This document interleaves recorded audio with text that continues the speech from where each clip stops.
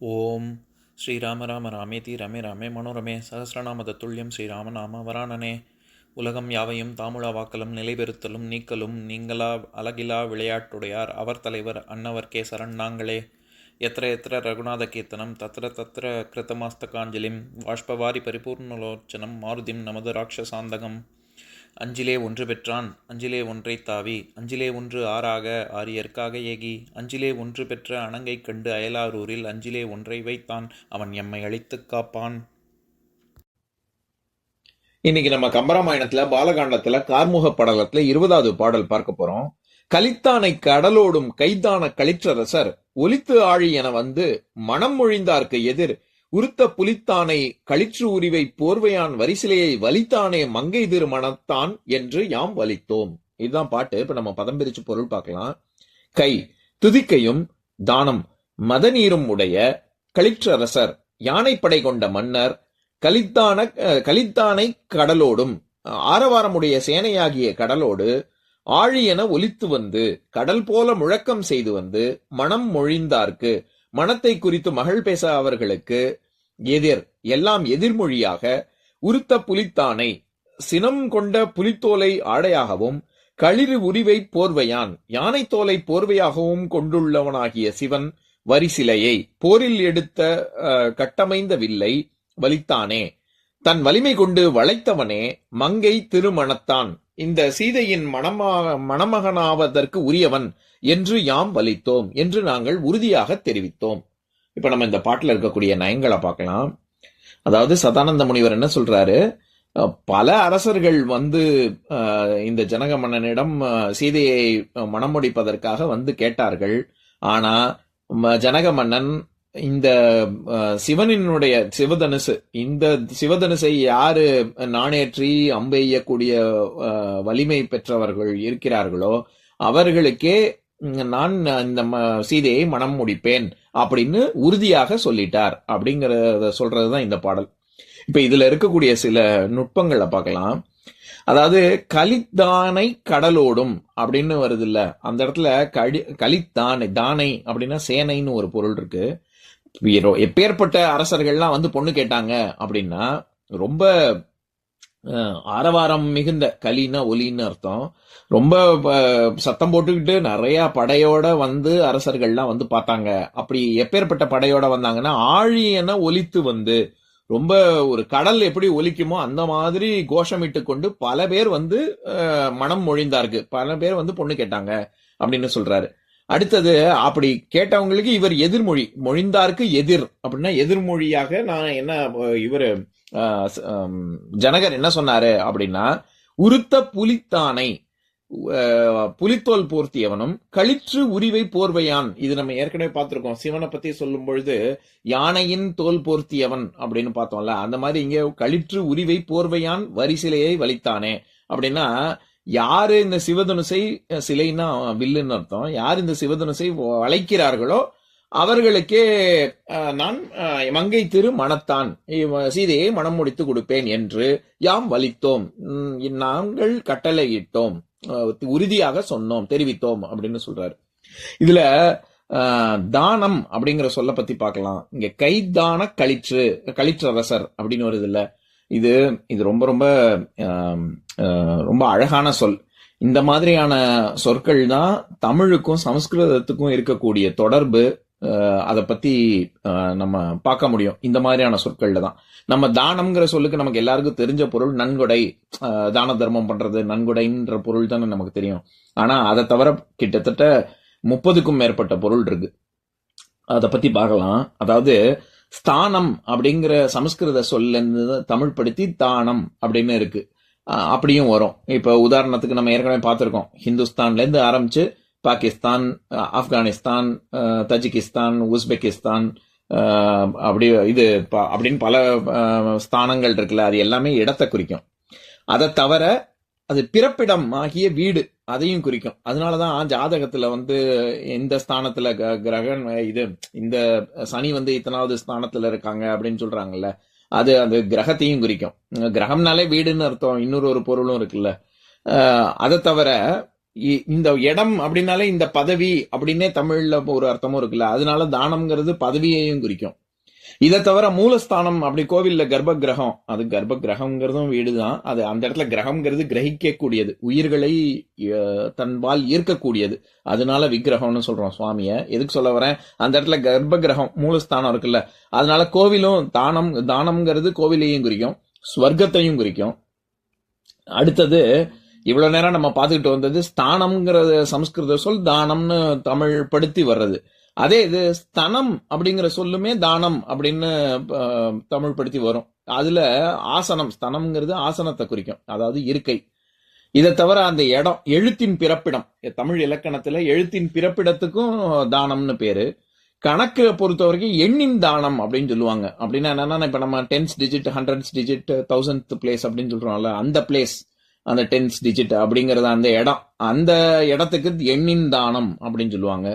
இதை தவிர செய்யுள்ள பொறுத்த வரைக்கும் செய்யுள் பொருத்தத்துல வரக்கூடிய தானங்கள் 5 விதமா இருக்கு. பாலதானம், குமரதானம், ராசதானம், மூப்பு தானம், மரணதானம் அப்படின்னு. அப்படின்னா என்னன்னா, ஒரு கவிதை எழுதுறதோ அல்லது ஒரு கட்டுரை எழுதுறதோ இல்லாட்டி ஒரு கதை எழுதுறதோ, பாட்டுடை தலைவன், ஹீரோன்னு நம்ம சொல்றோம்ல, அதாவது கதையின் நாயகன், அவனுடைய வரக்கூடிய இடம் இப்ப நம்ம பாலகாண்டம் தானே பார்க்கறோம் ராமாயணத்துல. அந்த மாதிரி இன்னென்ன இடத்துல பாலகாண்டமா இருந்தாலும் சரி, பாலகனாக அவன் இருக்கும் பொழுது, குமரனாக இருக்கும் பொழுது, அவன் ஒரு நல்ல பதவி ராஜாவாக திகழும் பொழுது, மூப்பு வயசானதுக்கு அப்புறம் வயோதிகத்துல இருக்கும் பொழுது, மரணிக்கும் தருவாயில, இப்படின்னு பிரிச்சு கதையில அம்சத்துல வருது இல்ல, அந்தந்த இடத்துல இன்னென்ன சொற்களை வச்சுதான் தொடங்கணும் அப்படிங்கிற ஒரு மரபும் இருக்கு. அந்த மரபு செய்யுள் பொருத்தத்தை பத்தி வருவது, அதுவும் தானம் தான்.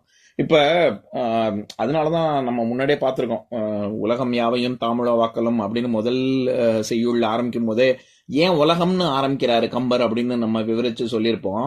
அதுலயே நம்ம அகர முதலே எழுத்து எல்லாம் அப்படின்னு அகரத்தில் தொடங்குறதாக இருக்கட்டும், உலகம்ங்கிற ஊல தொடங்குறதாக இருக்கட்டும், என்ன எழுத்துல தொடங்கணும் அப்படிங்கிறது முதற்கொண்டு மரபு இருக்கு. அந்த மரபு கவிஞர்கள்லாம் மீற மாட்டாங்க. எதுக்கு சொல்ல வரேன், அந்த செய்யுள் பொருத்தமும் தானம் தான். இதை தவிர பரதநாட்டியத்துல தானம்ங்கிறது அது சமத்தை குறிக்கும். அதனாலதான் சமஸ்தானம் அப்படின்னு, சமஸ்தானத்துல தான் தானே பரதநாட்டியத்தையே ஆரம்பிப்பாங்க. அந்த போஸ் அதுவே தானம் தான். இதை தவிர பௌத்தத்துல அந்த 10 உயர்ந்த குணங்கள், தசபாரமிதை அப்படி, தசன்னா 10, பாரமிதை அப்படின்னா பெர்ஃபெக்ஷன், ரொம்ப உன்னதமான ஒரு குணங்கள்.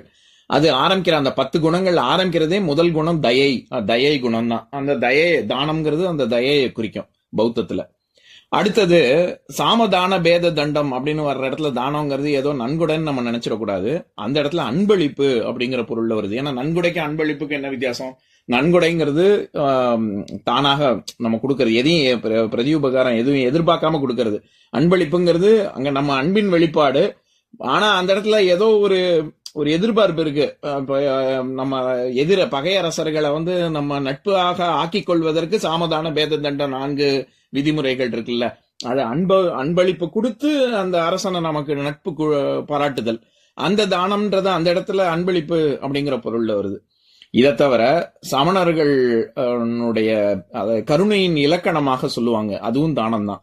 இப்போ உதாரணத்துக்கு 4 சொல்லுவாங்க, ஆகார தானம், ஔஷத தானம், ஞான தானம், அபய தானம் அப்படின்னு.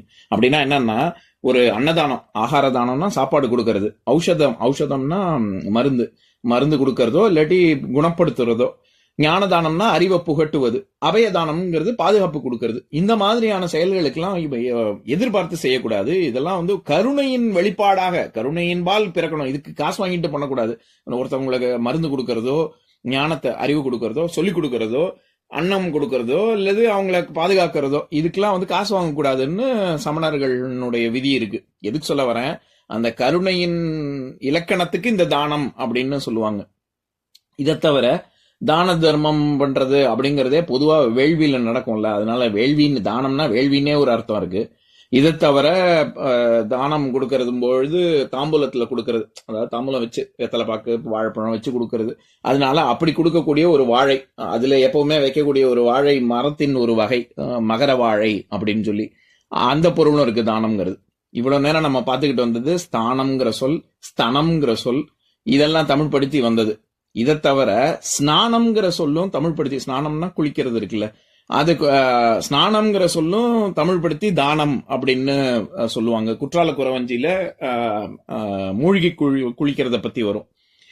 அது அடுத்தது தாளம், நம்ம இசை ராகம் இருக்குல்ல தாளம், அந்த தாளம்ங்கிறது தானம் அப்படின்னு மருவி வருவது, இப்படியும் உண்டு. இதெல்லாம் தவிர வலிமை அப்படிங்கிற பொருளும் இருக்கு. இந்த இடத்துல எதுக்கு இவ்வளோ விவரமா இத்தனை பொருளை பார்க்கறோம் அப்படின்னா, எல்லா இடத்துலயும் அகராதியில மேற்கோள் சொல்லும் பொழுது ஏதோ ஒரு குறள், திருக்குறளோ அல்லது ஏதோ ஒரு நூல், குற்றால குறவஞ்சியோ வேற ஏதோ ஒரு நூலை உதாரணமா இந்தந்த பொருள்ல கையாண்டிருக்காங்க புலவர்கள் முன்னோர்கள் அப்படின்னு சொல்லி அகராதியில இருக்கும். ஆனா மதநீர் ஆக தானம்ங்கிற சொல் மதநீராக வருது. மதநீருங்கிற ஒரு பொருளும் மதம் இல்லாட்டி யானையின் மதம் இல்லாட்டி மதநீர் அப்படிங்கிற பொருளும் இருக்குங்கிறதுக்கு இந்த பாடல் மட்டும்தான் உதாரணமா என்னால பார்க்க முடியுது. அகராதியிலேயே இந்த பாடலை தான் உதாரணமா சொல்றாங்க, கைதான களிற்றரசர் அப்படின்னு. இதுல இருந்து நம்ம என்ன தெரிஞ்சுக்கணும்னா, கம்பர் முன்னோர்கள் கையாண்ட சொற்களையும் புதுவிதமாக ஒரு புது கண்ணோட்டத்தோட அவர் அணுகிறாரு. அவராகவே புதுசாக ஒரு புதுமையாக சில சொற்களுக்கு பொருளும் அவரை புதுவிதமா சொல்ல தொடங்குறாரு. அதாவது கம்பருக்கு முன் கம்பருக்கு பின்னு பிரிக்க முடியும் போல இருக்கு. அப்பேற்பட்ட ஒரு புரட்சி எல்லாம் செய்திருக்காரு. அது ஒரு விஷயம். இன்னொன்னு, எப்பவுமே நான் அடிக்கடி சொல்றதுதான், தமிழ் வெர்சஸ் சான்ஸ்கிரிட் அப்படின்னு சொல்லக்கூடாது, தமிழ் அண்ட் சான்ஸ்கிரிட் தான். அதாவது they supplement and complement each other, they are not against each other. நம்ம ஹஸ்பண்ட் வெர்சஸ் ஒய்ஃப்னு நான் சொல்லுவோம், ஹஸ்பண்ட் அண்ட் ஒய்ஃப்னு தானே சொல்லுவோம், ரெண்டு பேரும் சேர்ந்தது தான். அந்த மாதிரி இந்த மாதிரியான சொற்கள்ல இருந்து தான் நமக்கு அப்படி ஒரு கண்ணோட்டமே வரும். இது ஏதோ தானம்ங்கிற சொல்லுக்கு மட்டும் இல்ல. இப்ப இந்த இடத்துல உதாரணத்துக்கு வலித்தானே, இது உரிவை போர்வையான் வரிசிலையை வலித்தானே மங்கை திருமணத்தான் என்று யாம் வலித்தோம் அப்படின்னு வலித்தல்ங்கிறதே 2 தடவை வருது இல்ல, ரெண்டும் வெவ்வேறு பொருள்ல வருது. முதல்ல சிலையை வலித்தான் அப்படின்னா வளைத்தான்ங்கிற பொருள் வருது. யாம் வலித்தோம் அப்படின்னு சொல்ற இடத்துல நாங்கள் உறுதியாக சொன்னோம் அப்படிங்கிற பொருள் வருது. ஏன்னா வலித்தல்ங்கிற சொல்லுக்கும் 20க்கும் மேற்பட்ட பொருள் இருக்கு. கட்டாயப்படுத்துதல், நிச்சயமா பண்ணித்தான் ஆனோம் அப்படின்னு வலிய செய்கிறது அப்படின்னு சொல்றோம்ல, கட்டாயப்படுத்துதல், பற்றி கொள்ளுதல், இடர்பட்டு பொருள் கொள்ளுதல். வலிய மாட்டிக்கிட்டான் அப்படின்னு சொல்றோம்ல, அவனாவே மாட்டிக்கிறது. அந்த மாதிரி இடர்பட்டு சில இடர் இருக்கு, அதையும் கடந்து பொருளை கொள்ளுதல்.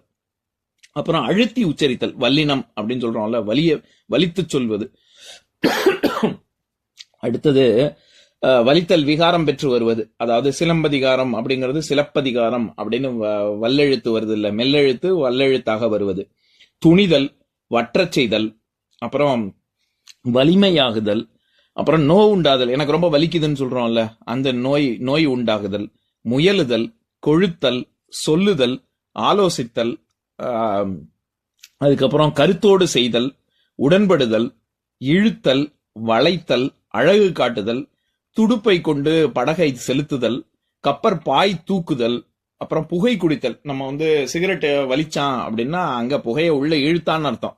இதை தவிர வலிப்பு வந்துருச்சு அப்படின்னு சொல்றோம்ல, நரம்பு பிடிச்சி இழுக்கிறது, வலிப்பு வந்துருச்சுன்னு, அந்த வலித்தல் இருக்கு. இதை தவிர இசிவு காணுதல், அதாவது பிரசவ வலி வருதல், அதுவும் வலித்தல் தான். ஏங்குதல், இப்படி பல பொருள் இருக்கு. இந்த இடத்துல வலித்தானே, வரிசிலையை வலித்தானே அப்படின்ற இடத்துல வளைத்தவன் யாரு வளைக்கிறாங்களோ அவங்களுக்கு தான் நான் சீதையை மனம் செய்து கொடுப்பேன் என்று யாம் வலித்தோம். அந்த இடத்துல வலித்தோம்ங்கிறது நிச்சயமாக உறுதியாக நாங்கள் சொன்னோம் அப்படின்னு சொல்றாரு. இப்ப நான் பாட்டை இன்னொரு தடவை படிக்கிறேன், கேளுங்க. கலித்தானை கடலோடும் கைதான களிற்றரசர் ஒலித்து ஆழியென மனம் மொழிந்தார்க்கு எதிர் உருத்த புலித்தானை களிற்று உரிவை போர்வையான் வரிசிலையை வலித்தானே மங்கை திரு மணத்தான் என்று யாம் வலித்தோம். இன்னொரு நாள் இன்னொரு பாட்டு பார்க்கலாம். ஓம் சாந்தாகாரம் புஜகசயனம் பத்மநாபம் சுரேஷம் விஸ்வாதாரம் ககனசத்ரசம் மேகவர்ணம் சுபாங்கம் லக்ஷ்மீகாந்தம் கமலநயனம் யோகி ஹிருத்யானகம்யம் வந்தே விஷ்ணும் பவபயஹரம் சர்வலோகைகநாதம்.